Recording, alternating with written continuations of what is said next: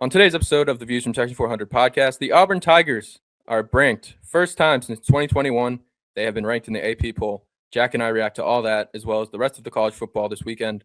Have our winners and losers of the week. I got very angry at the baseball team I like from Queens. You won't want to miss that. It's probably the loudest I've ever been on this show. And we finish it with our NFL confidence picks for week 2. Matt is in a slim lead after week 1, while Jack missed week 1, so he's got some ground to make up.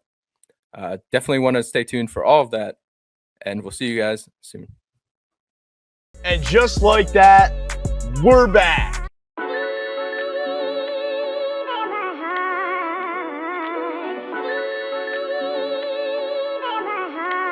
A16, turn me up.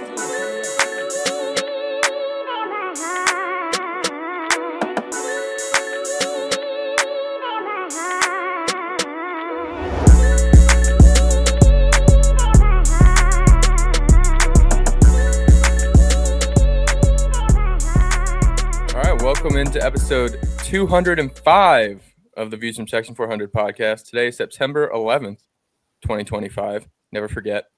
Jack, the Auburn Tigers are ranked for the first time since 2021. It's been a long time. I mean, thankfully, we were ranked for most of the time we were at school, but damn, man, it has been a tough few years there. In the football scene, obviously, we know basketball's been great, but hey, we're back and we're looking good. First time they've been ranked since 2021. Brian Harsin's first year as head coach when he still had all of Gus Malzahn's recruits. Bo Nix was the leading passer. Tank Bigsby was the team's leading rusher. And Derek Hall led the team in sacks, all now well into their NFL careers. Brian Harsin set this program back so many years with his corrupt moral compass, his possibly racist recruiting tactics, and his terrible, terrible X's and O's football coaching. But we're back. The Hugh Freeze era is here. His recruits are finally upperclassmen. We have a quarterback again. I'm excited. You just cut out right there. Yeah, it's a bad omen. Uh-oh. Where did I cut out? You were like, I'm excited. Right at the end of just I'm excited. And then yeah. All right, well, I guess my internet can't even handle my excitement for the Auburn Tigers because I am so excited about this program. Jack, I'm seeing all these mock college football playoffs, and the Auburn Tigers are in the college football playoff by all these experts. Look, there is a lot of time between now and the college football playoff. There are a lot of football to be played between now and the college football playoff. I mean, me as a somewhat Florida State fan, I know all it takes is Jackson Arnold getting hurt on any given play, and we're no longer a team like that's even considered in the conversation. So let's pump the brakes. Let's keep winning football games. We beat Baylor, which was a good win, and then we just beat Ball State. Okay, those Cardinals didn't stand a chance. I think the spread was like 55, 60 points by the time it closed. Let's pump the brakes. Let's keep playing good football, not get ahead of ourselves. All right. I'm very optimistic because it's been so bad the last couple of years. Like, we're normally at week 2 and we're coming off a loss to Cal or 2 cupcake wins where they didn't look that great. I don't know. I'm excited. I'm excited too. I am too. I would be, as a bystander, I'd be excited from a third party looking on. I like what I've seen. I agree the first game was cupcake, and after Baylor winning on the road at SMU, again, we don't know what SMU really quite is yet. They could be very fraudulent for all we know. We'll see how that season plays out. But yeah, very, very, very high on the Auburn Tigers right now. National championship. I'm glad you guys haven't went there yet, but very high. No, I in my preseason best case scenario, I said this team could make a college football playoff and then get curb stomped in a college football playoff. So that's where if they just get in, I'll be happy. Yeah, me too. Yeah, I there's a path right now, and there always will be in the SEC. But like Jack started off with, a lot of football left. Yeah, and we really don't have to analyze too deep until we get into SEC play, where Jackson Arnold has his revenge game to kick it off. And we'll get into how Oklahoma looks in a bit. But there's another team that's sneaking their way into the early college football playoff conversation. USF took down Florida this weekend. They're 2-0. And most people are noticing. Someone is not noticing. I don't know if you guys saw this story about Haley Sawyer. She covers USC, the real USC Jack, and she has an AP vote. She did not have USF ranked in the AP poll, and she moved Florida up 2 spots in her week 2 AP poll after they lost to USF. She also has Baylor ranked 25 and Auburn unranked. She was asked about this on a podcast, and she just said, "Oh, it's just for fun. It doesn't really matter at the end of the day." I got no comment for that. I got nothing to say for the air. I'm gonna keep my comments to myself. I'm disappointed. It's extremely disappointing. I mean, if you're just going to give an AP vote to someone like that, then abolish the poll. Just go by the USA Today coaches poll, which we don't have to talk about because Auburn is unranked in that. But yeah, I mean, screw whatever's going on with that one singular vote. Let's give the credit where credit is due. South Florida is legit. They've proven it back-to-back weeks. I don't even care if they lose this game this weekend to Miami. Just keep it close, and they're still in the conversation. And I think they can win outright. They say, hey, if you beat a ranked team, you have a letdown the next week. I understand Miami's good. Why can't they win this weekend? Yeah, well, they certainly won't have a letdown type of game after a win like that when you have another big opponent coming up in Miami. I fully expect them to be locked back in. Same time, I don't know if I'm bought in on USF. I don't think I'd leave them unranked and bring Florida up 2 spots, but I don't know if I'm all the way bought in just yet. This is a team that brought I think it was last year, Alabama, 3 minutes to go, and then they Alabama let up like 7 touchdowns. But it's the same team, and they only added the quarterbacks a year older in the same system. I like the head coach a lot too. What's his name? Alex Goldshin, maybe? I saw a video of all their coaches running through the locker room after they're fired up, the man. win against Florida. That's a road win in the swamp. That's a road win in the swamp. We're just like hyping each other up, running, screaming right past the Florida coaches who just were walking with their heads down. It was such a sight to see, especially as a, again, somewhat Knowles fan. I mean, dude, that quarterback's legit. Byron Brown, he was hurt last year. And the 2023 had 37 touchdowns. Total touchdowns, 11 picks. Like, he can play. And the vibes in Tampa are high for USF right now. I'm not going to count this team out. I mean, I don't think they're top 10 like some people are clamoring for, but they're in it. They could easily be that best group of 5 team that gets a playoff bid. Brian, you are the man of trends, the man of patterns. They knocked off Boise, who was in the top in the 20s. They knock off Florida in the teens. Now it's time to knock off the single-digit ranked opponent. It's lined up for you. It's there for the taking, and I know I'll be rooting for it. It is. I don't know. It just doesn't. Yeah, all of a sudden you're not you don't like the trends. I get it, man. I like Miami. I also this game doesn't have a huge big game feel because it's on the CW, probably the biggest broadcast in the history of the CW. I did see that. People were hyping up the CW for finally getting their shot after who knows how many decades. Yeah, they've been carrying like the DC extended universe terrible TV shows. I want to say they carried the Baylor game this past weekend as well. They did. They have like the D package for college football. And it's worked out. I mean, Baylor SMU was a great game. Big game, overtime thriller knocked off SMU. Look, maybe we get more of the same this weekend on the CW. I'm glad I highlighted that as one of the better games to watch last week, ending in an overtime thriller, as Matt called it. Might have been the best game to watch. There was another fun game to watch, and that was something Matt called that I told him to stay away from. Mississippi State and all their damn cowbells were going crazy because they upset Arizona State. Yeah, Brian walked me off the ledge on this one. I was just about damn ready to pull the trigger. I won't kill him for it, like I did for when he bet on Hawaii a couple weeks ago, week 0. But it was tough to see, man, because I just watched everything play out how I kind of thought it was going to play out in my head. Those cowbells, I get it's the SEC. You guys hate them, but that is a dangerous place to play on a Saturday night. I think this game told us more about Arizona State than it did Mississippi State. It did, but it didn't.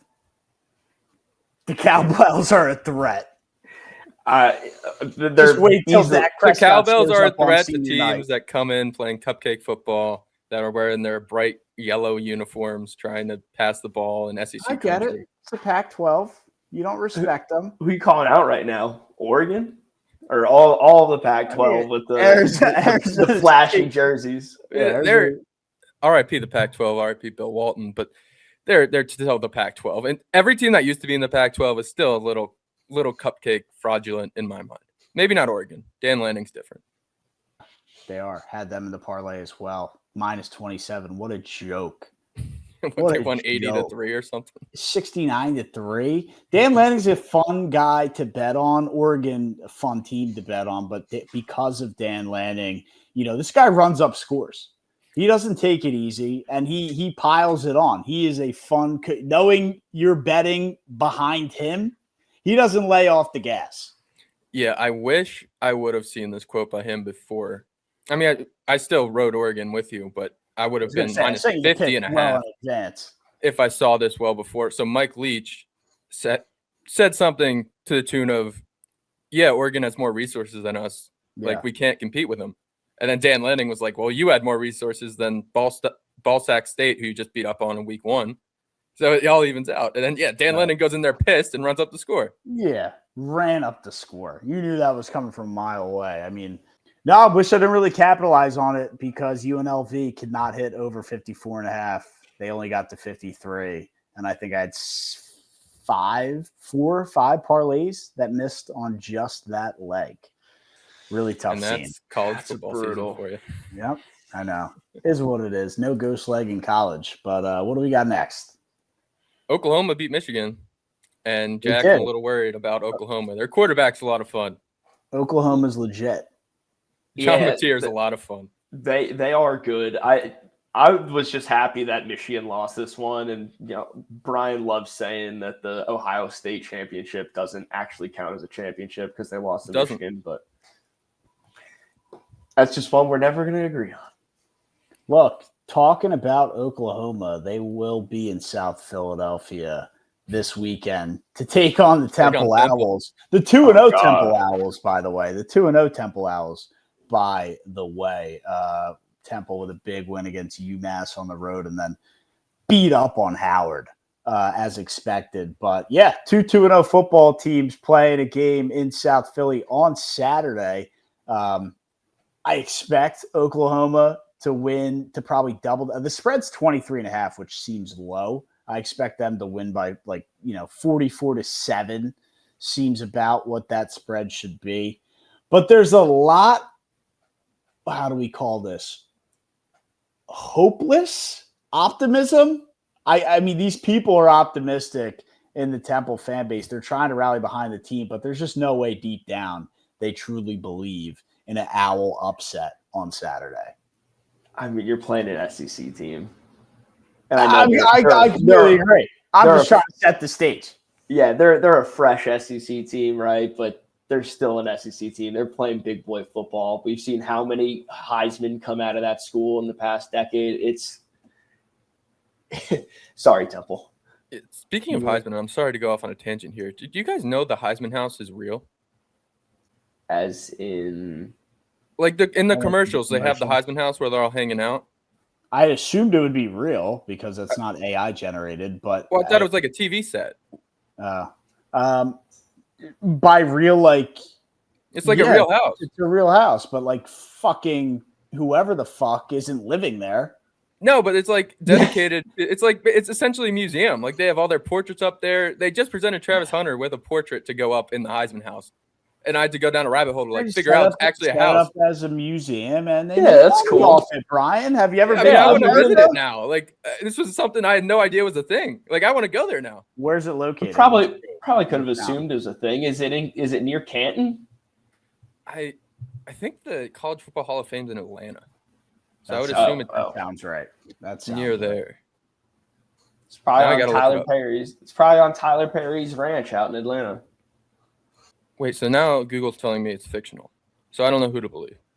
Oh, dude, you can't do that whole fucking thing. And did we just get senteled? No, Brian got senteled and we got looped into it.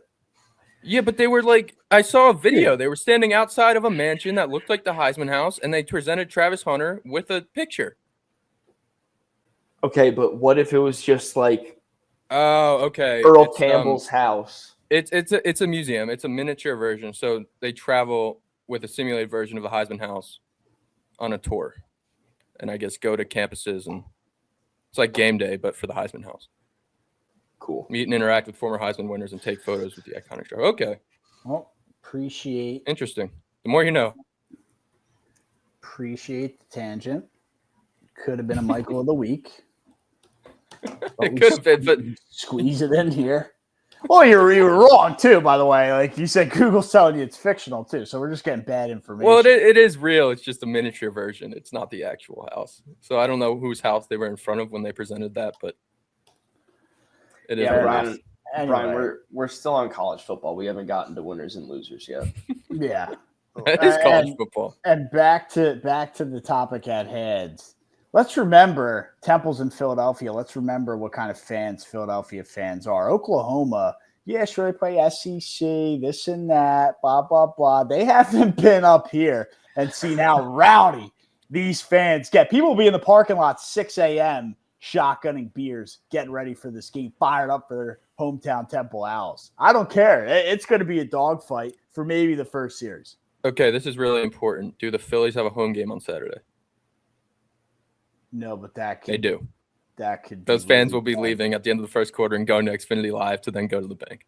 By the way, it's called Stateside Live now, just for really all intents. Xfinity. Is Xfinity going broke or something? Well, I saw Matt tweeting about that. It's called the Xfinity Mobile Arena. Wells Fargo Center is now the Xfinity Mobile Arena, and Xfinity Live is now called Stateside Live. Stateside, like the Seltzer. Yeah, the Seltzers. So Stateside Live, it's under construction right now. They're building it out. Going to be a big outdoor area, more space, venues, but who knows? But it's going to be a lot bigger. Called Stateside Live. The Wells Fargo Center, obviously we're well aware of that, is now called the Xfinity Mobile Arena. All right, over under 2 to 3 weeks old news, by the way, Brian. But glad I could catch you up to speed. Over under 3.5 months until we get an NBA player Instagram caption traveling to Philadelphia to Xfinity and beyond. I don't think, maybe whenever OKC comes to town and SGA plays there and he does one of his Instagram captions. Yeah, I could see SGA or Chet doing that. That's my prediction. All right, let's get back into football. Speaking of Heisman's again, we're on a roll here. Everyone's talking about Arch Manning not really playing well, but Clemson and Cade Klubnik have looked terrible. They almost lost to Troy. Horrible, and they should have lost that game. It's such a gap in skill and talent, which is why Clemson was able to just somehow hang on. If that is any other team that's like not even a half a level better than Troy, Clemson's taken a loss there. But they just, bailed out by how bad Troy is. Yeah, they should be 0-2. They're not good. They're not that good. I'm definitely out on them in the ACC. Yeah. Thought that they were going to run away with it preseason, but you know who I think is going to win it now. Look, we see it every year in the ACC. And yes, Jack, we all know who you're alluding to. But there's always a team in college football in general. It was who Jack's alluding to, Florida State, a couple of years ago. A team that starts in the top 5 and finishes unranked with 4, 5, 6 losses. And Clemson is that team this year. I think it might be Clemson and Florida that both just have terrible seasons. Well, there can be both, but there can be multiple, but there's at least always one. And at least Florida was 13, 15? Clemson was in the top 4. Yeah, I didn't have a whole lot of faith in the quarterback for Florida to start, but it's the opposite for Clemson. I had faith in Cade Klubnik. I thought he was going to take the next step, and he just simply hasn't. And it's left Clemson in a very bad spot. Very bad spot. I think he was the second highest or lowest odds to win Heisman behind Arch. A lot of people had tickets. I didn't, but a lot of people. Lenoris should be up there. Lenoris was up there. Also, if we want to bring South Carolina into this, I'm completely out on Clemson because I saw a fan post on their Instagram story that went viral. Clemson fans love Clemson football because they love Clemson. South Carolina fans love South Carolina because they love South Carolina football. They want to be Auburn so bad. It's a Pat Dye quote about that's Auburn. That's for you to respond to, not me. I'm not the Auburn Yeah. guy here. Thanks, Brian. That hurt my brain. It's the Pat Dye quote. All right. Well, Am I supposed to know that? Like, if anything, no, Jack Jack's is though. supposed to know that. Jack is definitely supposed to know that. You've never heard that before? No. An Alabama fan loves Alabama football, an Auburn fan loves Auburn. You've never heard that. Oh, I have heard that. But I was not picking up what you were putting down with those. They other call two Clemson schools. Auburn with a lake because it is. They want to be Auburn. It's Clemson. Clemson is Auburn Junior. And for our They designed their campus after ours. I mean, it's for cool. our first-time listeners and people on Spotify, you would never know Brian's an Auburn guy. He's rocking the Vermont Catamounts basketball hat. The Catamounts are my second team in college basketball. American East, man. American Big East. conference. Put me down every year.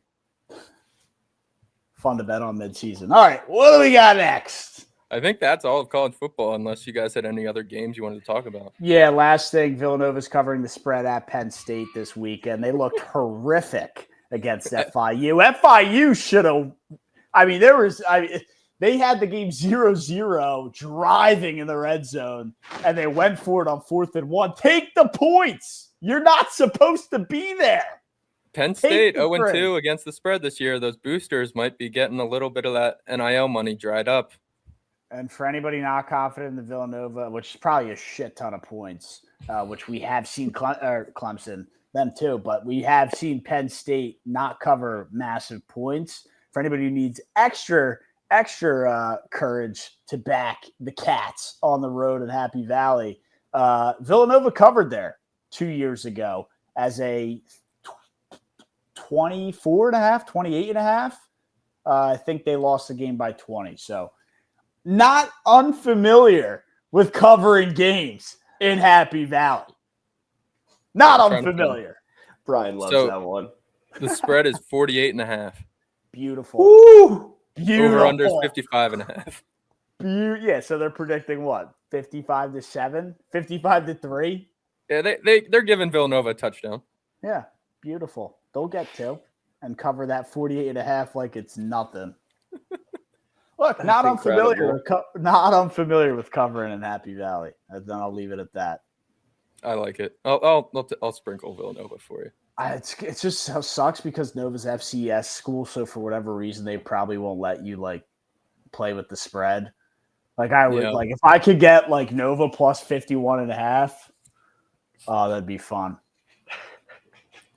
They got to get Chris Jenkins at the game. The game, I'm telling you, like 2 or 3 years ago was like if like it was not that it was close, but like it was like that FIU game in the first half where it was way too close for them being an FCS school, which we've seen already win this year, Tarleton State on the road at Army.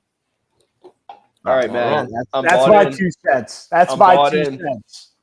I'll sprinkle your FCS 48.5. See if you can see if you can mess with the line though before you place that. But I'll back the 48.5 if that's all they're gonna let me take. It's a lot of points. It is a lot of points for a team that we haven't seen come close to covering. I guess maybe that first game they were kind of close. They should have covered against Nevada, and they gave up a touchdown with like 3 seconds left. Yeah, they definitely did. That's true. All right, whatever. I'm backing them. Well, all right. Should we do some winners and losers? Let's do it. Yes. I usually don't do this midweek, but we're cracking a beer. Looks like Jack's running to get one too, dude. He got up quick. Oh, yeah. Oh, yeah. Oh, yeah. I knew I was right. He got up quick when I brought that beer out. Is that a Truly? It is. Hey, I take what's in the fridge. We run a drink by committee out here. Not sponsored by PBR. Pabst Light. Just started seeing these on the shelves last couple months. Cheap, affordable light beer. Very, very good. Pabst Light. Crisp and refreshing. Crisp and refreshing. Pabst Light, you want to give us a sponsor. I drink your guys' beer. I'm probably your best customer. Well, speaking of sponsors, Winners and Losers is presented by our good friends over at SeatGeek. Boom. If you want to go to that Temple and Oklahoma game, or you want to go see Villanova cover the spread against Penn State, use code ViewsFan400 at checkout for $20 off your first purchase at SeatGeek. SeatGeek makes everything easy to go to a game. You find the best deal for your buck, and you get $20 off by using code ViewsFan400 at checkout. Great deal, great Saturday. Use the code. It's football season, no better time. That ad read gave me goosebumps, incorporating the bets and the games. Goosebumps. We've been doing it a while. I hope I'm improving with the ad reads. No, it was great. Let's go to you, Jack. We haven't heard. Well, you were off a week, so we haven't heard from you in a while. Let's hear your winner of the week.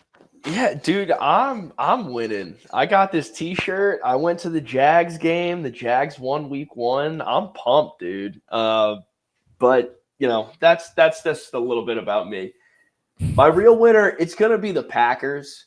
And I didn't make them a winner when they got Micah Parsons, but we saw the effect that he had in limited snaps. He only played like 22 snaps or something like that in the first game, but he had so many pressures, got that big sack at the end.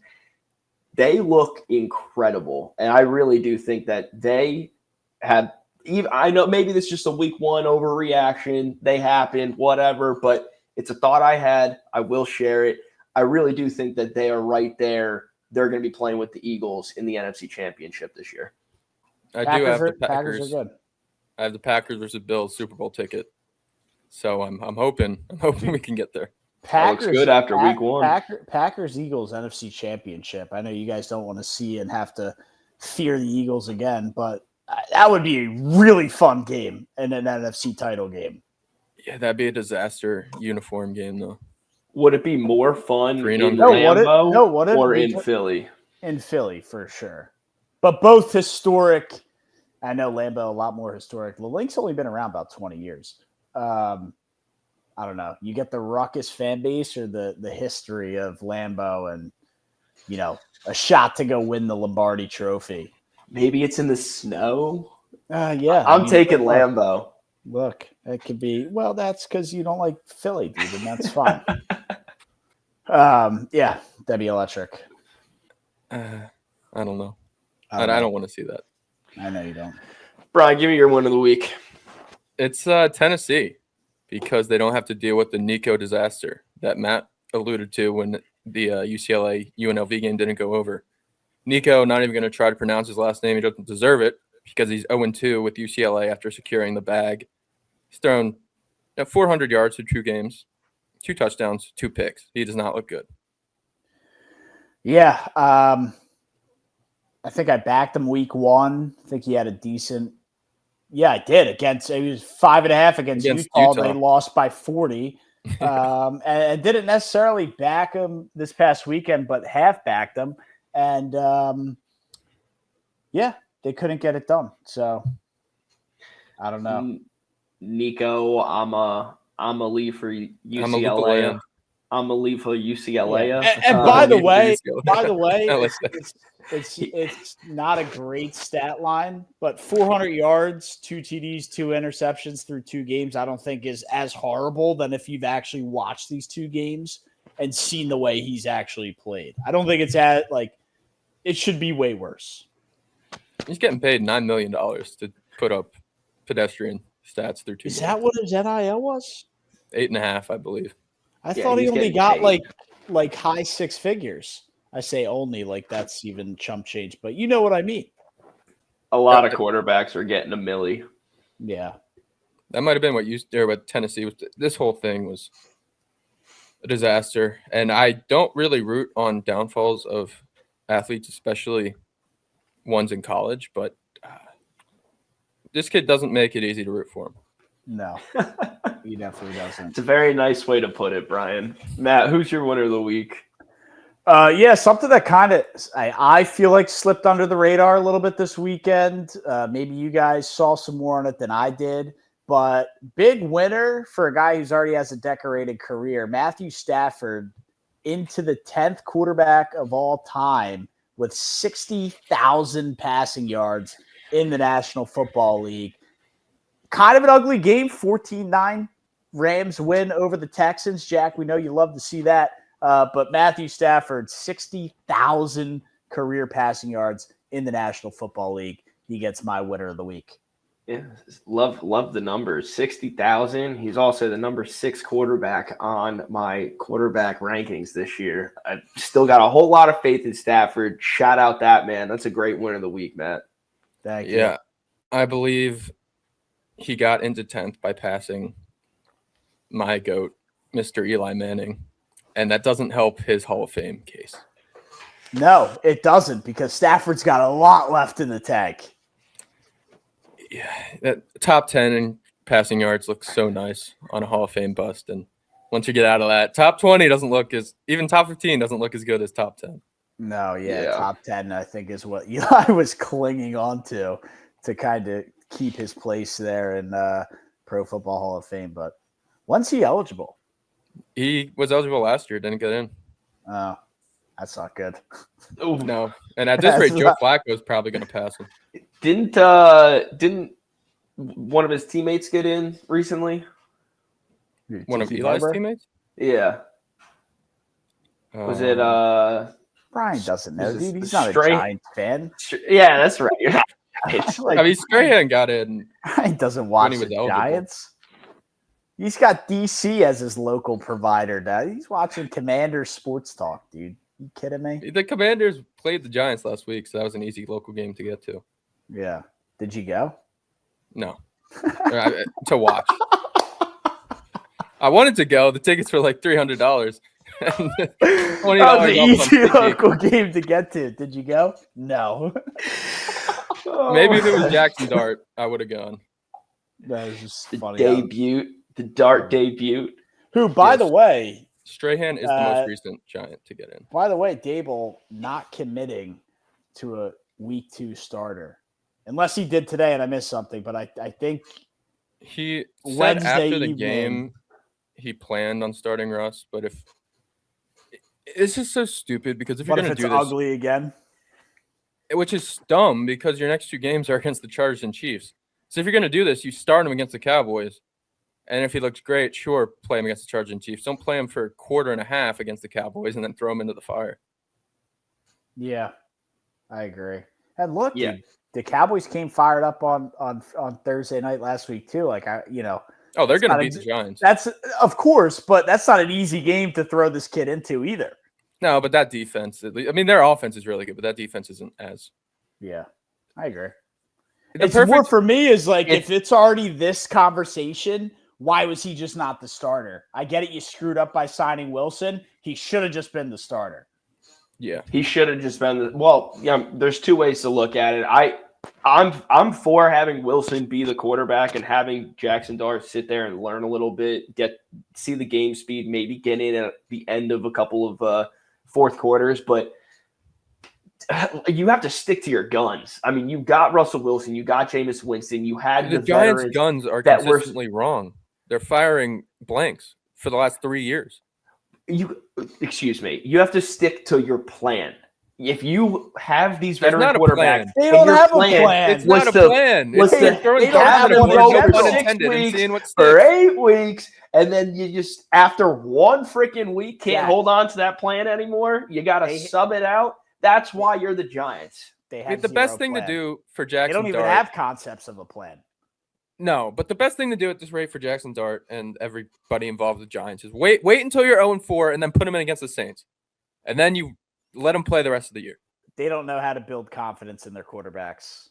They're not the QB factory like the Philadelphia Eagles are. Brian, I think you should be running that dang team. Do a better job than Joe Schmo. I think a lot of Giant fans would probably be doing a lot better job. Yeah, Joe Schmo. I mean, whatever. I'm not even moving on. I'm not even going to get into that. All right, loser Jack, of the week. Loser. Yeah. This is a tough one, but Brian, it's going to make you smile. It's going to be weather delays. Build the roofs. We might need to build those dang roofs. All right, I know we're working on. Right? I know we're working on our initial merch drop, but build the roof needs to be a T-shirt for views. Write that down, Brian, because that 100% will be our second drop. That really does need to happen. I'm switching sides. Don't ever let somebody call me a bigot. I've changed. I have. What? I'm I don't with think you. that's the correct word. Yeah, a bigot, someone who can't change. Okay. I have switched my side. I have listened to you, Brian. I've listened to the reason. I've experienced it. That Jags game weather delay was brutal, and I don't want to have to deal with that anymore. Yeah, when it starts messing with football, people get on board with the trade. Yeah. Baseball, whatever. I love baseball, and whatever. Weather delays, they're fine. Whatever. You start messing with football. Hey, look, I know what happened in the Jags game. Happened at the Eagles opening night game as well. You start fucking with football, we got a problem. Yeah. Build the roofs. Build the roofs. Build the roof. The Jags are getting a roof, so I'm happy. Yeah, they're getting a roof in London. Brian, stadium's already under construction here in Duval. Yeah. All right. Who's your loser of the week? We're going me? You want to go Matt? We can go me. Whoever you want, dude. I'm ready to go whenever. A couple weeks ago on this show, I said I would not get mad at the New York Mets season. I've written it off as a failure, whatever. I saw a headline this week that got me very, extremely, uncharacteristically, egregiously upset. So for those of you that read the blogs on our website, at the beginning of August, I wrote a blog saying, "Bring the kids updated." That blog was probably a month too late because the Mets pitching staff was suffering injuries. Kodai Senga was basically dead. Tyler McGill was ass and then dead. Sean Manaea was still not back from his off-season injury. And the Mets pitching staff was falling apart and already wasn't great to begin with. Oh, and Griffin Canning, Achilles exploded too. The Mets had 3 capable pitchers in the minor leagues wasting innings there. And this was a 2-month span. And then I wrote my blog. 60 days later, after Brandon Sproat, Nolan McLean, and Jonah Tong, by the way, had like a 1 ERA in AA at the time, were lighting up the minor leagues, and I said, bring the kids up, David. Fast forward a month, they still don't come up. They finally bring up Nolan McLean. Now all 3 of them are up. Nolan McLean through 6 starts has a 1.42 ERA. Jonah Tong has looked great. He had a rough start in Cincinnati. He threw 3 bad pitches and gave up 3 home runs. Those were the 3 hits he gave up all game. Brandon Sproat threw a no-hitter into the 6th inning in his first career start. That was last weekend. I see a headline from Mets Brass. It was from Anthony DeComo, does a great job covering the team for MLB.com. He says, Mets Brass, if the Mets get to the playoffs, are highly considering starting all 3 rookies in a playoff series. So you're going to tell me through 9 major league starts, they decided these were the 3 best pitchers in your organization when it took you 2.5 months when your team was falling down the standings, free falling, probably not going to make the playoffs now, to realize to bring them up into the majors. And now you're going to say, if we're in the playoffs, they're going to be our playoff pitchers. That is the complete, utter top-level mismanagement that the Mets have dealt with for the last 2 decades under the Wilpons. It wasn't supposed to be like this. And when a fan that is in DC, like Matt says, that can't go to Mets games and watches them, but that's all I can do, can see that and see that 3 best pitchers are wasting in the minor leagues while the pitching rotation in the majors is giving up 5 runs in the first 3 innings every game. And now you're going to admit it after you weren't mistaken for 2 months? Just don't say anything. Start Chaminade if you make the playoffs in the first 3 games and then get blown out in all 3. There's no reason to admit this when you were terrible for 3 months. This is the all-time Brian Met rant that I have been waiting for 2 years since we started this program. And to capitalize on Brian's woes, the Phillies have the bases loaded in the bottom of the first. 1-0. Of course they didn't play home. He won it 3 months ago. He should be in the bullpen. And he just walked in another run. Bases loaded, 2-0 Phils. They're going to miss the playoffs. Capitalize on that. The best part of all of it is the Giants are going to take their playoff spot after they traded with the Giants for a reliever they don't need, and they have a center fielder hitting 200, and they traded away a center fielder. That's Oh my gosh. That was unbelievable. like the audacity to say these are our three best pitchers after you kept them in the minor leagues all summer. That was poetry right there. Poetry at its finest. No, that man's spitting. Matt, you're loser of the week. Yeah, I just think like in the middle, I kept trying to like bring that Clay Holmes. First, it was like Clay Holmes bases loaded 0-0. Then they scored 1 run, but I couldn't say anything because you're like going on a Mets rant. And finally, was able to break the news to you. But yeah, bases loaded, 2-0 Phils, 1 out. Clay Holmes looks rattled. Mendoza even more rattled. And the song and dance the Met fans were singing a week ago after sweeping is slowly starting to mean nothing. And yeah, so All time. That's an all-time Brian Met rant. Because All season we got no panic button. I'm not worried. This and that. It's September 11th, 9/11 of all things, and Brian is officially panicked. I'm done. I'm not even panicked. This season's cooked. Like, they clearly have no idea what they're doing. I thought they did after 2024, and it's unfortunate. Oh, good. All right, I know we're on a time crunch here. No need to keep as much fun as it is, and I really wish we could keep going on that front. I have a not unique loser of the week, but a fun, interactive loser of the week. I'll let you guys pick it. Who's the biggest loser? The fan that shoved Lamar or Lamar for shoving the fan back? The fan. Yeah. Lamar, no self-control there. NFL quarterback. Like, what side is it? It feels like it's the fan. Probably even more because the fan showed up the next day in a fucking neck brace. And then he apologized on So either way, all right, we'll call it definitely the fan, man. I mean, that whole interactive loser of the week. Yeah, I mean, that whole interaction was just ridiculous. I mean, you got to be better as a fan. You slap him high five. You don't slam his face or whatever the hell that kid did. He was like shoving his helmet. Well, I was like, come on. And by the way, Brian, you said the fan apologized. Lamar also came out and apologized as well. So, I don't know. Fan got a pretty harsh punishment, and from all the NFL stadiums. I get it though. Player safety shouldn't be doing that.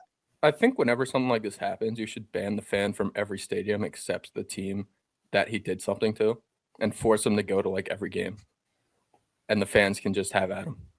Why? Just as a punishment. Like, you want to fuck with our players? Let our fans fuck with you. Force them to only be allowed to go to the Ravens stadium. Yeah, and just get heckled the whole time. It sounds like a fantasy football punishment. Yeah, I don't think he would do that. Also, never mind. I thought that, but players do that, right? Brandon Nimmo caught the fly ball to end the inning and then threw it into the crowd. But I guess guys do that on the road, right? Yeah, Nimmo's a nice guy. It just looked weird. Yeah. He also a little foreshadowing for our next left fielder. Brandon Nimmo, you think? Nah, he signed a massive. He's got 5 years left on that deal. Nah, all good. But yeah, weird interaction. I guess I think the right answer is the fan being the loser because he started it. Just don't. But don't quarterback Lamar got to have a little more self-control there. I mean, he did it to the player, didn't he? And then Lamar reacted, or did he get Lamar too? You think he did it to D-Hop, and then Lamar was right behind. D-Hop, that catch he had, like D-Hop still got it. That was clean. Oh, dude, he's still like not that old. The hands are not in question. It's the knees. It's the legs. Can he get downfield? Can he separate? Create separation. Yeah, the hands don't go. He'll have that till he's 40. Yeah. Yeah, that game was wild. It really was. This is why we need more people to buy SeatGeek so we can record late at night when we don't have to go to work the next day. Yeah, I would have loved to recap that game.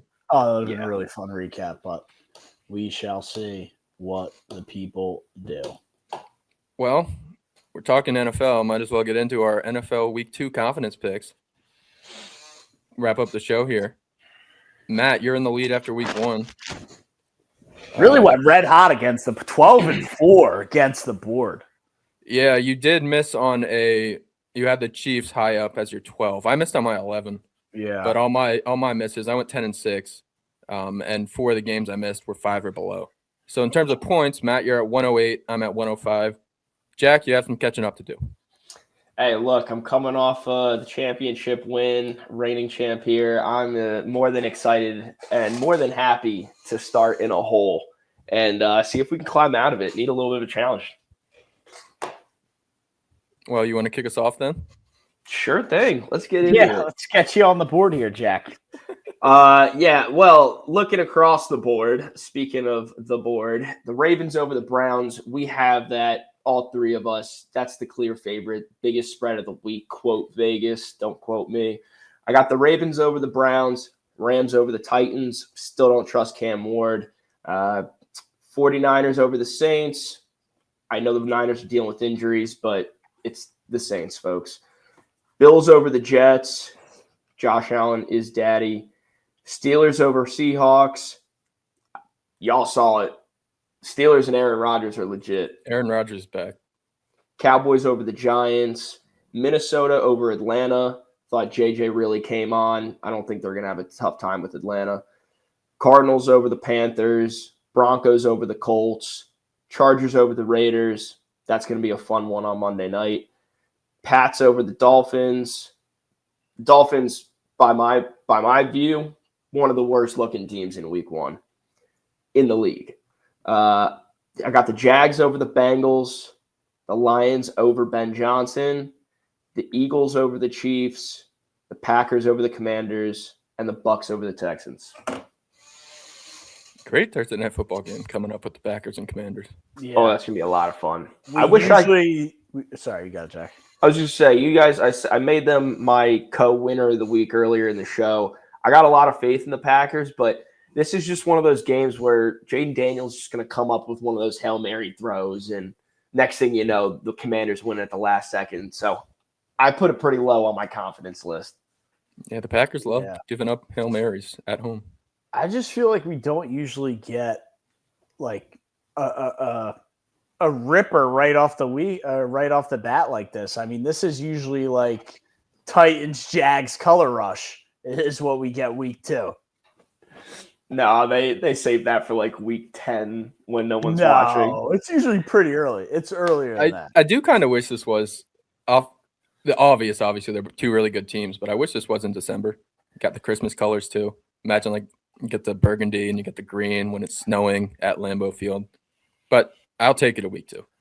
This would be a good Thanksgiving game too. Yeah, it would be a good thing. I think the Commanders are playing on Thanksgiving. I think they get the Cowboys on Thanksgiving. That'll be fun. As Jack explained, Ravens over Browns. I got the Rams over the Titans, like Jack does too. I didn't see that. Bills over Jets, Niners over Saints, Bengals over the Jags. I'm sure Jack will love that one. But Joe Burrow, high up there.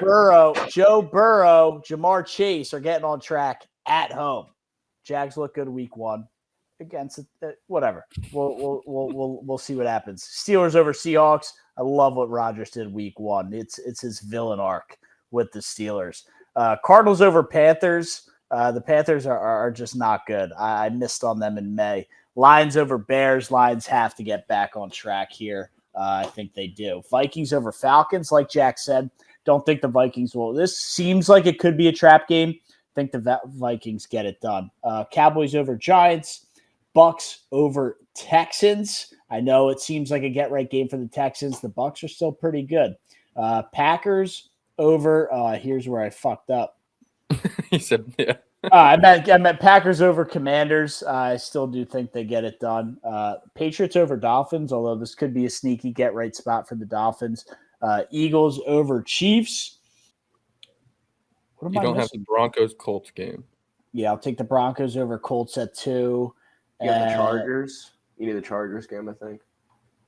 Yeah, Chargers, Raiders. Raiders over Chargers at 1. All right. I'm very similar to you. I guess we all have the Ravens over the Browns as the 1. That's my Survivor Bowl poll pick this week. I went Lions over Bears up to 15. I don't think Dan Campbell loses to Ben Johnson. I just can't see it happening. I like that pick right there too, Bri. Bills over Jets. As much as the Jets look good in week 1, they're not going to lose to the Bills, or they're not going to beat the Bills. Cowboys over my Giants. Rams over the Titans. My Giants.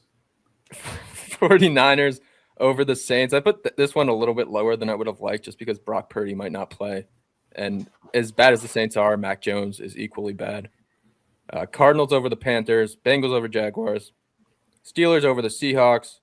Chargers over the Raiders. Packers over Commanders. Broncos over Colts. Vikings over Falcons. I picked the Chiefs over the Eagles. I can't see the Chiefs starting 0-2, even though the Eagles do look much better right now. Patriots over the Dolphins. The Patriots didn't show me anything in week 1, but Vrabel is a better coach than Mike McDaniel. And the Texans-Bucks, I had no idea, so I put Texans over the Bucks as my final one. Yeah, that one was last on my list as well. I got the Bucks over the Texans. I didn't know if I was just being a hater or not, so I just put it at the bottom with my confidence. Yeah, I went with the home team. It's pretty much like flip a coin on that one. The Texans got to figure out something soon. Are you guys still going to sit on the sidelines or ready to hop on the Pete Carroll bandwagon? After what you saw, let's see what happens this week. Coming across the country. If he beats the Chargers, I'll be on the in the toughest, not the toughest, but a very tough week 1 Foxborough road game, cross country, 1:00 spot. They're still sleeping in Vegas. Wow. Big win for Pete. It was a big win. And the boys in silver and black. It was a big win. It was. But this week is bigger. This is a big win. This is Absolutely. A big game in division rivalry game. It's a big one, and the Chargers look real good. So this is a test. If they can come out of this game looking real good, and we'll see what happens. Maybe I'm Is this game in Vegas? Is this game in Vegas? Yes.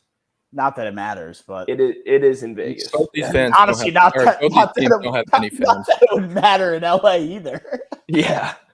It's a cocktail. Although the Rams stadium got pretty loud for the Rams. The Rams have that core fan base though of people from, because the Rams were there back in the day. Yeah, I want to double check, but I'm pretty sure. Yeah, this is the most expensive ticket. Actually, no. The Lions, believe it or not, the Lions and Bears ticket is the most expensive. I could see that. And then it's the Las Vegas and Los Angeles game. What? Arrowhead's too big. How's Chiefs? That we get into. They're 3. I was going to say that's got to be a pricey ticket this weekend, especially 425 spot. Yeah, no, they're all right around each other too, like between 220 and 250. Hey, you can get into South Philly this weekend for $30. Go watch some SEC football. Shout out the Owls. Code views from 400. Good seats too, by the way. All right, well, I think that's the show, fellas. I got a split. It's been a pleasure. Jack, Brian, go Birds. War Eagle.